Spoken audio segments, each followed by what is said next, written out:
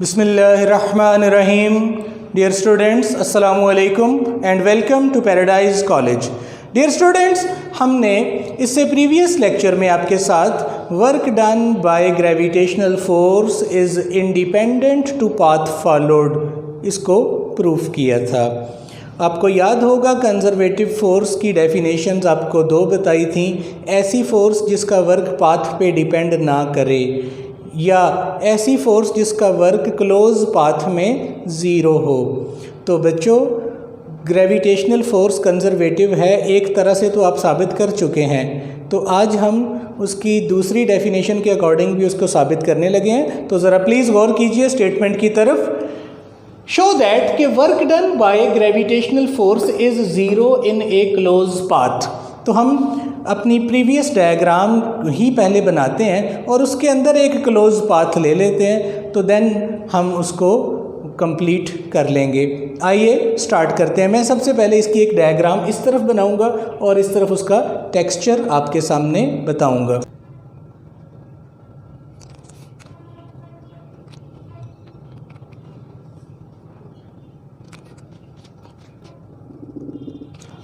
Students, एक close path देखिए, ए C B और वापस ए, ये हमारा क्लोज पाथ है। और ये क्लोज पाथ हमने अपनी प्रीवियस आर्टिकल की डायग्राम में से लिया है। आपको याद है जिसमें 3 डिफरेंट पाथ्स बताए थे। तो अब हमें चूँकि ज़रूरत है क्लोज पाथ की, तो हम एक क्लोज पाथ ले चुके हैं, ए से सी, सी से बी और बी से ए। आइए इसका टेक्सचर भी लिखते हैं कि हमें यहाँ पर क्या कुछ गिवन है।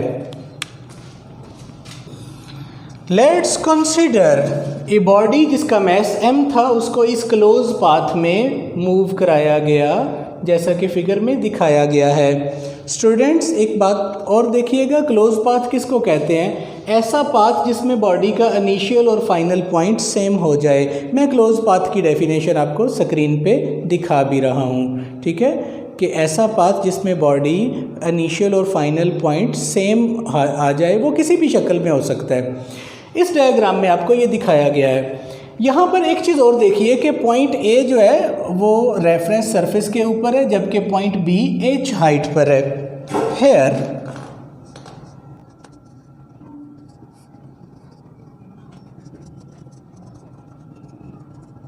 Point B is at height small h from surface of earth. Now हम अपनी बात को इस डायग्राम के अकॉर्डिंग ही बच्चों करेंगे। तो हम कहेंगे कि ए सी बी ए, इस पूरे पाथ का वर्क क्या होगा?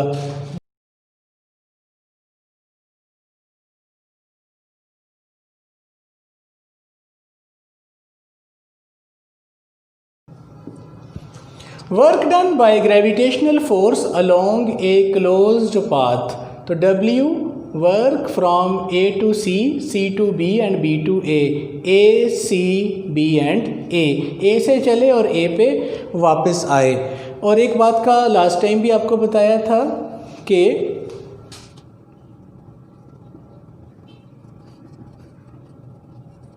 बॉडी को यूनिफॉर्म स्पीड से मूव करा रहे हैं। यूनिफॉर्म स्पीड से क्यों मूव करा रहे हैं, ये बात हम प्रीवियस वीडियो में कर चुके हैं, आप उसको चेक कर सकते हैं।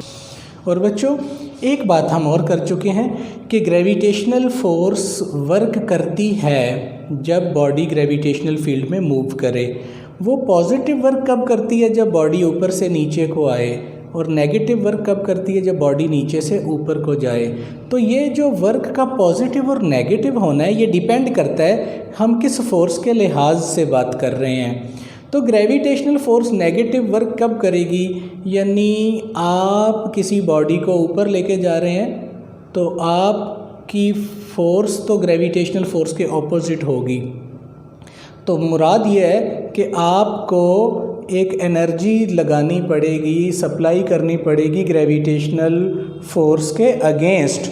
तो अगर आप उसको नहीं लगाएंगे तो आप वर्क नहीं कर सकेंगे। मुराद ये है कि आपकी एक्सटर्नल फोर्स को मज़ाहमत देगी ग्रेविटेशनल फोर्स। तो नेगेटिव वर्क जब भी कोई कंजर्वेटिव फोर्स करती है तो एक्चुअली वो एनर्जी को लॉस करती है। सो हम अपनी बात पर अब वापस आते हैं। This implies that work from A C B A, इसको आप लिख सकते हैं work done from point A to C plus work done from C to B plus work done from C to A. आइए इनको कैलकुलेट करते हैं। हालांकि प्रीवियस आर्टिकल में ये बातें कर चुके हैं, लेकिन चूंकि हमने इसको क्वेश्चन अलग बनाया है तो हम इसको जब पेपर में अलग से पूछा जाए तो पिछली बात का हवाला देने की बजाय इसको मुकम्मल करने की ज़रूरत है। आइए देखते हैं इसको। Now work done from A to C, आपने क्या करना है, वर्क का बुनियादी फार्मूला लिखना है एफ डॉट डी। अब ज़रा देखिए, ए से सी तक जाते हुए बच्चों ग्रेविटेशनल फोर्स तो मुसलसल 90 डिग्री पे होती है, mg यानी वेट के बराबर। और आप देख लें हमारा डिस्प्लेसमेंट ए से सी लेफ़्ट से राइट है और ग्रेविटेशनल फोर्स के साथ कितना एंगल बन रहा है डिस्प्लेसमेंट का, 90 डिग्री। आप जानते हैं 90 डिग्री पे वर्क नहीं होता, तो यहाँ पे बताएंगे। अब इस डॉट को ओपन करेंगे, एफ डी कॉज 90 डिग्री आएगा, because force and displacement are perpendicular. ठीक है, कॉज 90 ज़ीरो होता है, सो हमारा वर्क आ जाएगा ए से C equal cause 90 zero F D into zero something into zero, result आ गया ज़ीरो। तो ए से सी तक का वर्क तो ज़ीरो है, हम इसे पहले भी जानते थे। अब बात करने लगे सी से बी तक। बच्चों जब बॉडी सी से बी तक मूव करेगा तो डिस्प्लेसमेंट तो अपवर्ड है, लेकिन हमें पता है कि इस दौरान जो फोर्स ऑफ ग्रेविटी है वो तो मुसलसल नीचे को लग रही है। इट मीन्स के ग्रेविटेशनल फोर्स और डिस्प्लेसमेंट दोनों एक दूसरे के ऑपोजिट हैं डायरेक्शन में। आइए चेक करते हैं। Now work from C to B is equal to, आप वर्क का उसी तरह फार्मूला लिखिए, एफ डॉट डी डायरेक्ट करने की ज़रूरत नहीं है। आप बता सकते हैं in this case both are anti parallel. जब आप इस डॉट को ओपन करेंगे, एफ डी फोर्स और डिस्प्लेसमेंट एंटी पैरेलल है, एंटी पैरेलल एंगल 180 डिग्री, तो फोर्स और डिस्प्लेसमेंट में एंगल आ गया 180 डिग्री। आप जानते हैं बच्चों कॉस 180 कितना होता है, -1 के। बताइए, लास्ट टाइम भी आपके साथ ये जिक्र किया था कि F जो ग्रेविटेशनल फोर्स है वो किसके बराबर है, mg, और बॉडी ने यहाँ पे जो डिस्प्लेसमेंट कवर किया वो C से B तक, ये किसके बराबर है, h के। तो टोटल रिजल्ट आ जाएगा -mgh, that is work from C to B। चलिए ये दो स्टेप्स के वर्क तो हो गए। अब है third step B to A जो कि कर्व है।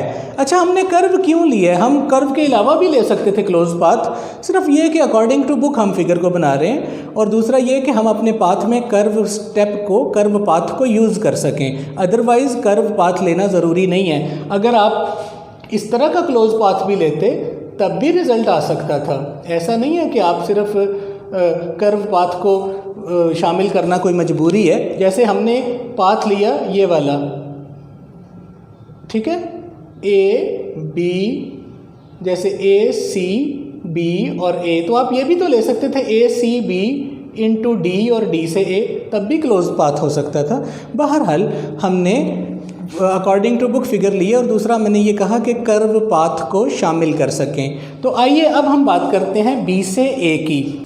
स्टूडेंट्स, अब हमारा पाथ है बी से ए की तरफ जो कि कर्व पाथ है। तो आपको तो ये बात लास्ट टाइम बताई थी कि कर्व पाथ को हम पहले छोटी छोटी स्मॉल लेंथ्स में डिवाइड करेंगे।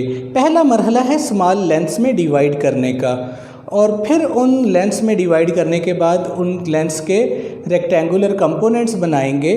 तो शॉर्टली हम कह देते हैं कि टोटल पाथ को नंबर ऑफ हॉरिजेंटल और वर्टिकल स्टेप्स में डिवाइड कर लिया। अब मैं इसको इसके अंदर उन स्टेप्स को दिखाने लगा हूँ, प्लीज़ गौर कीजिएगा।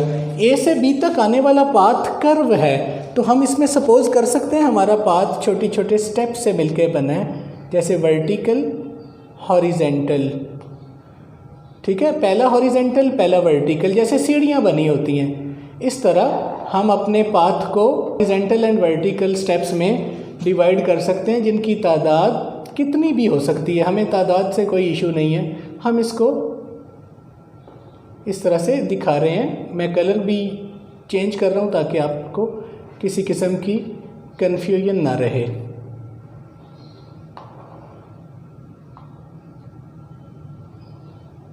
अच्छा, इन तमाम पाथ्स की लेंथ सेम होना कोई ज़रूरी नहीं है, बस आपने ये दिखाना है कि नंबर ऑफ हॉरिजेंटल और vertical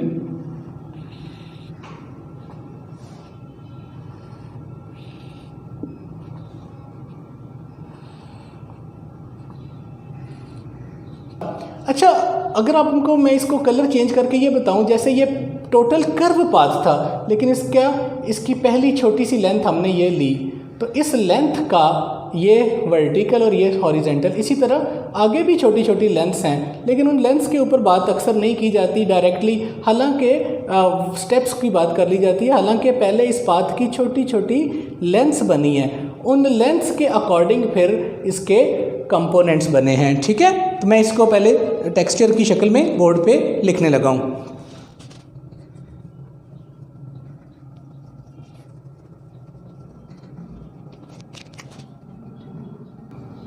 Now we have to calculate work done along B to A and which is curved path, ठीक है। कर्व्ड पाथ है तो हमने इसके ऊपर क्या काम करना है ये बात हम कर चुके हैं। For this purpose we divide the curve into a large number n number of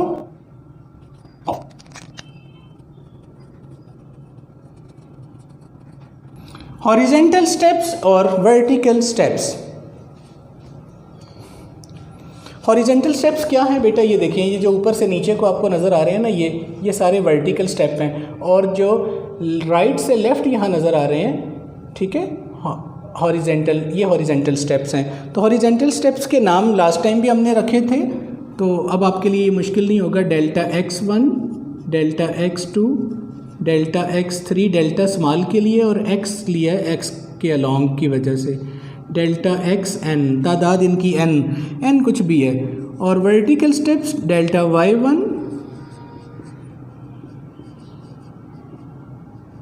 delta y2, delta y3 up to so on delta yn. So we divide it in n number of horizontal and vertical steps. अच्छा, अब सारे steps पे दिखाने की ज़रूरत नहीं है। आप ये बात जानते हैं कि तमाम हॉरिजेंटल स्टेप्स जो हैं वो ग्रेविटेशनल फोर्स के साथ 90 डिग्री एंगल बना रहे हैं। मैं मसलन किसी एक हॉरिजेंटल स्टेप पे दिखा देता हूँ, जैसे ये वाला हॉरिजेंटल स्टेप है, तो आप चेक कर लें, हॉरिजेंटल स्टेप और ग्रेविटेशनल फोर्स हमेशा परपेंडिकुलर होंगे, तो 90 डिग्री पे कोई वर्क नहीं होता। This implies that there will be zero work done along horizontal steps because each horizontal step is perpendicular to gravitational force mg।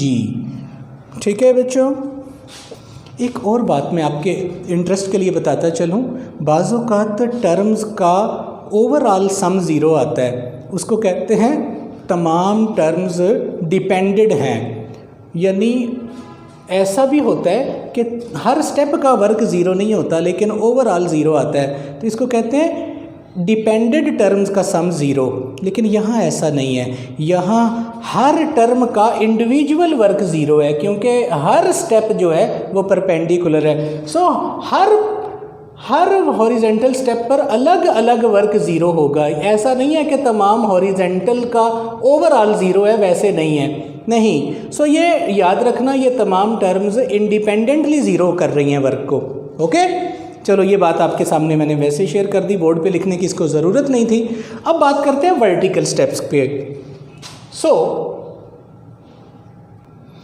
Work done along point B to A equal है sum of work dones along all vertical steps, तमाम vertical steps के along work का sum. अब बेटा देख रहे हैं तमाम वर्टिकल स्टेप डाउनवर्ड हैं और आपको पता है ग्रेविटेशनल फोर्स भी क्या है, डाउनवर्ड। हर स्टेप के लिए ग्रेविटेशनल फोर्स क्या होगी, पैरेलल, ठीक है। हर स्टेप डाउनवर्ड है और ग्रेविटेशनल फोर्स भी क्या है, डाउनवर्ड, क्योंकि अब हम ऊपर से नीचे आ रहे हैं। तो अब हम अलग अलग बताने की बजाय हर एक के लिए डायरेक्टली बता देते हैं, यानी work from B to A. Horizontal के अलोंग तो ज़ीरो हो गया, तो वर्टिकल के अलोंग पहले वर्टिकल स्टेप का work F dot delta y1, second का वर्क के along work F dot delta y2, third के along F dot delta y3 up to so on F dot delta yn। आप इस चीज़ को मुलाहिजा कीजिए कि तमाम वर्टिकल स्टेप और फोर्स पैरेलल हैं, तो डॉट को ओपन करेंगे तो cos 0 आएगा सब में। एफ डेल्टा y1 cos 0 क्या होता है, 1 मैं डायरेक्टली लिख रहा हूँ। एफ डेल्टा y2 cos 0 क्या है, 1। एफ डेल्टा y3 और cos 0 1। चलते जाइए एफ डेल्टा yn। प्लीज़ गौर कीजिएगा बच्चों, ये बात मैंने लास्ट टाइम की थी कि F1 F2 क्यों नहीं लिखा, तो मैंने कहा था हाइट इतनी रखनी है कि ग्रेविटेशनल फोर्स क्या रहे, कांस्टेंट, ठीक है। तो ये तो बात सबके इल्म में पहले से मौजूद है। अब बच्चों F सब में कॉमन आ जाएगा। जब F सब में कॉमन लेंगे तो क्या आएगा, delta y1 delta y2 delta y3 delta yn तक। F किसके बराबर है, आप जानते हैं F इक्वल है mg के। और लास्ट टाइम बताया था तमाम वर्टिकल स्टेप्स की हाइट लेंथ को ऐड करें, delta y1 delta y2 delta y3, तो ये सारे मिलके किसके बराबर आते हैं, हाइट के, ठीक है। तो तमाम वर्टिकल स्टेप्स का सम क्या आता है, हाइट के। So work from B to A आ गया mgh। अब तमाम स्टेप्स के वर्क हमने पहले कैलकुलेट किए हैं, ए से सी का, सी से बी का, और अब आ गया बी से ए का। नाउ क्या बात की थी, work from A D B, क्या बात की थी, work from A C B A किसके इक्वल था, A to C plus C to B and work from B to A. बताइए अभी आपने कैलकुलेट किया, ए से सी तक क्या है, 0, सी से बी के अलोंग क्या आया था, -mgh, और अब कितना आया, +mgh, तो ये आ गया -mgh +mgh, तो बताइए रिज़ल्ट आ गया 0। हैंस तो डियर स्टूडेंट्स, हमने दोनों तरह से साबित कर लिया कि ग्रेविटेशनल फोर्स एक कंजर्वेटिव फोर्स है। अब आप इसका कोई भी क्लोज पाथ ले लें, बस पाथ क्लोज होना चाहिए तो वर्क 0 ही आएगा। आप अपनी मर्ज़ी से भी पाथ सिलेक्ट कर सकते हैं, ठीक है, कोई कंपलसरी नहीं है कि यही पाथ आप लें, किसी भी तरह का क्लोज पाथ आप ले सकते हैं। तो ये आर्टिकल चूँकि एक शॉर्ट सा आर्टिकल है, अलग से पूछा जाए तो आप इसको अलग से एक्सप्लेन करते हैं, तो मैंने तो उसको इसी तरह से किया कि जैसे आप एक अलग लॉन्ग क्वेश्चन को लिखते हैं। अब हम 1-2 शॉर्ट क्वेश्चन कर लेते हैं इस लेक्चर के साथ, ताकि हम अपनी बात को मुकम्मल करें। तो आइए एक्सरसाइज के कुछ शॉर्ट क्वेश्चंस पे बात करते हैं। स्टूडेंट्स, शॉर्ट क्वेश्चन नंबर 1 और 2 हम कर चुके हैं प्रीवियस आर्टिकल्स के साथ, तो 4.3 पे बात करने लगे हैं। तो ज़रा स्टेटमेंट को देखिए, ये स्टेटमेंट आपको बोर्ड पे दिखाई जा रही है। फोर्स F एक्ट्स थ्रू ए डिस्टेंस L। F फोर्स है जो L डिस्टेंस तक लगती है। अब फोर्स की वैल्यू नहीं दी, लेंथ की वैल्यू नहीं दी, उसके साथ ही कहते हैं the force is then increased to 3F। फिर फोर्स पहले से 3 गुना बढ़ा दी जाती है, यानी पहले F थी और अब 3F। And then acts through a further distance to L, और फिर पहले से डबल डिस्टेंस तक लगती है। यानी पहले एफ फोर्स लगी एल तक, और फिर 3 गुना जब फोर्स बढ़ी तो वो फर्दर टू एल तक लगी, फर्दर मज़ीद। Draw the work diagram to scale, work diagram draw करें यानी उसका ग्राफ ड्रॉ करें और फिर इसे कैलकुलेट करें, यानी इसका रिजल्ट विद ग्राफ आपने बताना है। तो आइए मैं इस ग्राफ को बताता हूँ। डायग्राम स्टेटमेंट आपको स्क्रीन पे दिखा दी गई है। आप जानते हैं एक्स एक्सिस पे डिस्प्लेसमेंट और वाई एक्सिस पे फोर्स लेते हैं। क्यों एक्स एक्सिस पे डिस्प्लेसमेंट लेते हैं, वाई एक्सिस पे फोर्स लेते हैं, इसके लिए आप पहला लेक्चर देख सकते हैं। देखें, हमें जो डिस्प्लेसमेंट है वो लेंथ की शक्ल में दी है, L, 2L, double, 3L and so on, और फोर्स आपको दी है F, 2F, 3F। एक सादा सा ग्राफ है, हमने बिग बॉक्स में वैल्यूज़ को बता दिया क्योंकि हम रियल ग्राफ नहीं बना रहे, हम इसको इसी तरह स्केल करेंगे। देखें, बताया जब F फोर्स लगी तो बॉडी L डिस्टेंस तक मूव किया। प्लीज़ इस पे गौर करना, हमारा जो फोर्स डिस्प्लेसमेंट ग्राफ है उसका एरिया कुछ इस तरह से आएगा। एक रेक्टेंगल आएगी, ये रेक्टेंगल क्या बता रही है, इस L डिस्टेंस तक लोग लगने वाली फोर्स कांस्टेंट है F, तो ये work done bye constant force का केस है। L डिस्टेंस तक F फोर्स लग रही है। अब इतना डिस्टेंस कवर करने के बाद जो फोर्स है वो 3 गुना बढ़ गई, यानी F से 3F हो गई, और ये फोर्स फर्दर लगी मज़ीद डबल डिस्टेंस तक, तो 1L तक तो कवर हो चुकी है, मज़ीद डबल, तो ये यहाँ तक लगी, यानी मज़ीद इसने 2 लेंथ्स और कवर की, यानी डबल लेंथ आगे कवर की। तो ये आपका नेक्स्ट रेक्टेंगल आ गया। इस रेक्टेंगल में क्या बता रहा है, फर्दर इस डिस्टेंस तक लगने वाली फोर्स जो है वो 3F है और वो भी कांस्टेंट है। फ़र्क क्या पड़ा, पहले फोर्स कांस्टेंट थी L तक, फिर 3F फोर्स जो है वो फर्दर 2L तक कांस्टेंट है। फर्दर 2L मतलब वैसे तो 3L हो गया, लेकिन L से अगर बात करें तो फर्दर 2L ही बनता है, 1 and 1। आइए इस ग्राफ के एरिया को कैलकुलेट करते हैं। वर्क डन टोटल बराबर है sum of areas of rectangles, पहले रेक्टेंगल का एरिया और दूसरे रेक्टेंगल का एरिया। इसके वर्क को कह दें W1 और इस वर्क को कह दें W2 जी। तो ये आ गया W1 प्लस W2 जी। पहले रेक्टेंगल का एरिया बताएं बेटा, एरिया ऑफ रेक्टेंगल की वैल्यू होती है लेंथ इंटू विड्थ। लेंथ कितनी है और विड्थ कितनी है, लेंथ F है, विड्थ L है। W2 की बात करें तो लेंथ कितनी है, यहाँ से यहाँ तक 3F, और फर्दर लेंथ कितनी है 2L, फर्दर लेंथ यहाँ से यहाँ तक, तो ये आ गया FL प्लस 6FL, तो टोटल वर्क आ गया 7FL। जी स्टूडेंट्स, आज का लेक्चर यहाँ तक की। Wish you very best of luck. अल्लाह हाफिज़।